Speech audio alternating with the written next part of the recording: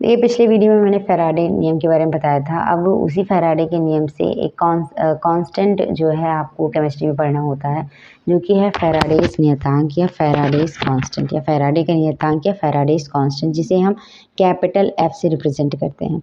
अब फैराडे होता क्या है, यानी ये फैराडे क्या होता है, यानी ये जो फैराडे है ये किसके बराबर होता है। तो 1 मोल इलेक्ट्रॉनों पर स्थित वैद्युत आवेश की मात्रा को जो है 1 फैराडे कहते हैं, जिसको फैराडे नियतांक भी कहा जाता है, और इसको कैपिटल एफ से प्रेजेंट किया जाता है। यानी 1 फैराडे जो है ये 1 मोल इलेक्ट्रॉनों पर स्थित वैद्युत आवेश के बराबर होता है।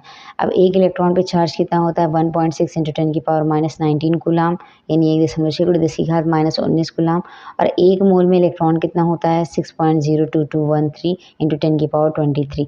ये जो वैल्यू है ये हम आवोगाद्रो नंबर से निकालते हैं। आवोगाद्रो ने बताया था कि किसी भी चीज़ के एक मोल में इतने अणु होते हैं या परमाणु होते हैं या इलेक्ट्रॉन या प्रोटॉन होते हैं। तो यहाँ पे भी वही है, सेम कॉन्सेप्ट है। 1 मोल में इलेक्ट्रॉन की संख्या कितनी हो जाएगी, 6.02213 × 10⁻23। इसी अवोगाद्रो नंबर को यहाँ 2213 जो है इसको एडिशन करके सिर्फ 23 कर दिया जाता है। बट क्योंकि हम यहाँ फैराडे की वैल्यू निकाल रहे हैं तो हमें एग्जैक्ट वैल्यू चाहिए होगी कि इसमें वैल्यू क्या लगेगी। तो हम बस उसी को कैलकुलेट कर देंगे कि 1 मोल इलेक्ट्रॉन पर, अब 1 इलेक्ट्रॉन पे इतना आवेश होता है तो 1 मोल इलेक्ट्रॉन पे कितना आवेश होगा, ये जितने इलेक्ट्रॉन है उसका इंटू हम इससे कर देंगे। सेम यहाँ पे यही किया गया है।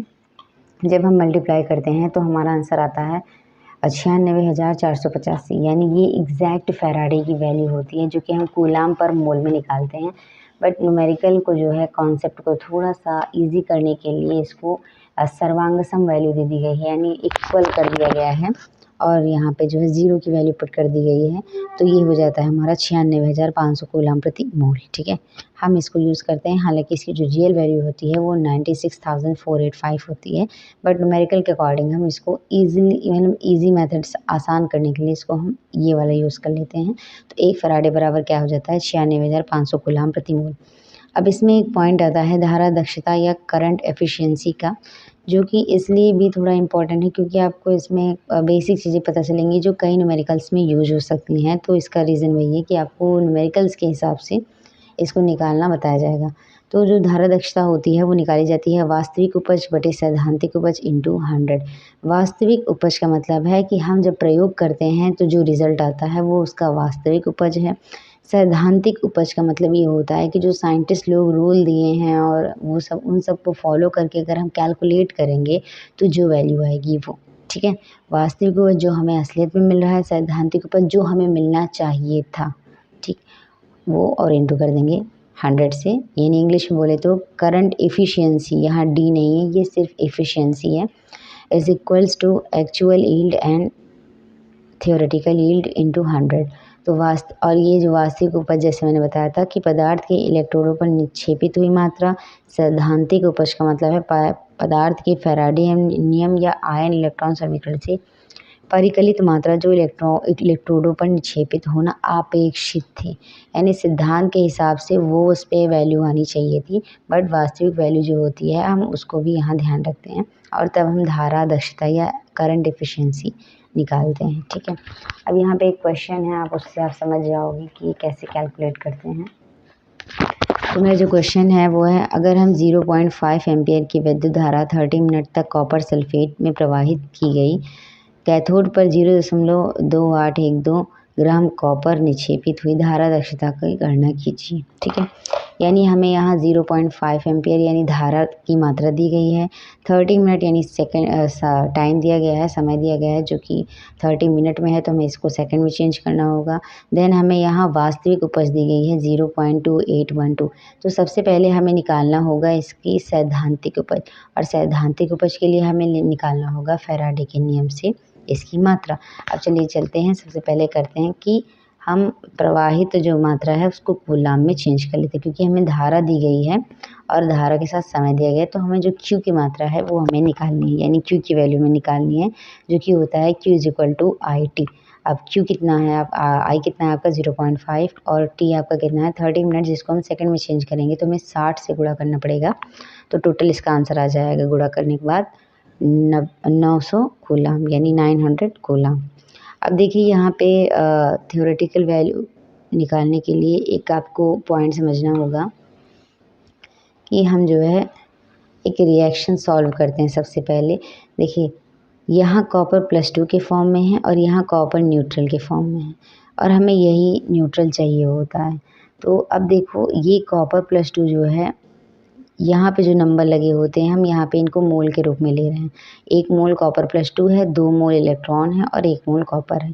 अब कहने का मतलब, इस रिएक्शन को लिखने का मतलब ये है कि 1 कॉपर +2 को, यानी 1 मोल कॉपर +2 को जो है उदासीन करने के लिए, यानी उदासीन कॉपर, यानी इस पे कोई चार्ज ना हो, उदासीन कॉपर 1 मोल कॉपर को पाने के लिए हमें 2 मोल इलेक्ट्रॉन की ज़रूरत होती है। 1 कॉपर +2 से, 1 मोल कॉपर +2 से हमें न्यूट्रल उदासीन कॉपर के 1 मोल को पाने के लिए 2 इलेक्ट्रॉन की ज़रूरत होती है, यानी 2 मोल इलेक्ट्रॉन की ज़रूरत होती है। यानी 2 मोल इलेक्ट्रॉन, अब क्योंकि 1 मोल इलेक्ट्रॉन मैंने भी बताया था कि 1 मोल इलेक्ट्रॉन जो होता है वो किसके बराबर होता है, फैराडे के बराबर होता है। तो 2 मोल इलेक्ट्रॉन किसके बराबर हो जाएगा, 2 फैराडे के बराबर। अब एक चीज़ और यहाँ ध्यान रखिएगा, यहाँ लिखा है 63.5 ग्राम, ये वैल्यू आप 1 मोल से निकाल सकते हो। देखिए, मोल बराबर होता है भार बटे अणुभार, ठीक। अगर आपको भार निकालना है तो मोल यहाँ पे कितना है, 1, और भार आप रख लीजिए x मान लीजिए, और अणुभार आपका कितना होता है, कॉपर का अणुभार होता है 63.5। ये आपको याद होना चाहिए, या पता होना चाहिए, क्योंकि ये ऑलरेडी पीरियोडिक टेबल में होता है, जो आवर्त सारणी होती है उसमें ये होता है, ठीक है। तो वहीं से हम वैल्यू निकालेंगे तो इसकी वैल्यू आ जाएगी 63.5 ग्राम, ठीक है, जो कि इसका हम भार निकालते हैं। यानी 2 फैराडे से हमें 63.5 ग्राम कॉपर मिलता है।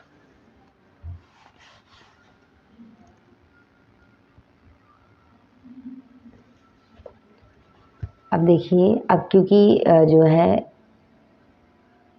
दो हाँ, इतने कूलाम से जो है, मतलब हमें इतने कूलाम से इतना वैल्यू मिलती है, तो 1 कूलाम से कितना मिलेगा, अगर हम इसको 1 में इंटू रख देते हैं तो ये चला जाएगा डिवाइड में, यानी 1 कूलाम बराबर आ जाएगा 63.5 बटे 2 गुणे 96,500, ठीक है। तो हम 900 कूलाम को करेंगे तो क्या होगा, अब 1 कूलाम था तो ये आएगा, तो 900 कूलाम क्या करेंगे, उसको इंटू कर देते हैं 900 से, जो कि मैथ का सिंपल सा कॉन्सेप्ट यहाँ लगा हुआ है, और इसकी हमें वैल्यू आ जाएगी 0.296 ग्राम, जो कि एक सैद्धांतिक वैल्यू है, क्योंकि हमने फैराडे के नियम से निकाला है, ठीक है। अब हमें धारा दक्षता निकालनी है, तो हमें वास्तविक उपज पहले ही दे रखी थी 0.281, जो कि मैंने क्वेश्चन में बताया था, और ये सैद्धांतिक उपज हमने यहाँ पे कैलकुलेट कर ली है। धारा दक्षता बराबर होता है वास्तविक उपज बटे सैद्धांतिक उपज, बस अब इनकी वैल्यू पुट कर देंगे, इंटू कर देंगे 100 से, और आ गया 95%। तो जो है हमारी जो धारा दक्षता है वो कितनी आई है, 95%।